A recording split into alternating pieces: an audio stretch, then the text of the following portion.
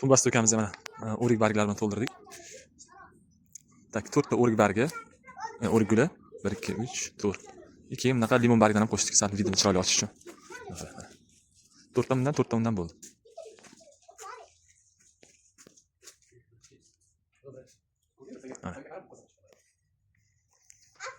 Hozir katta darvoza variantimizga gullar bilan barglarni qo'shib ilib chiqdik. 6 ta atirgul, 7 ta barg ketdi. Bir tomoniga material minmadim.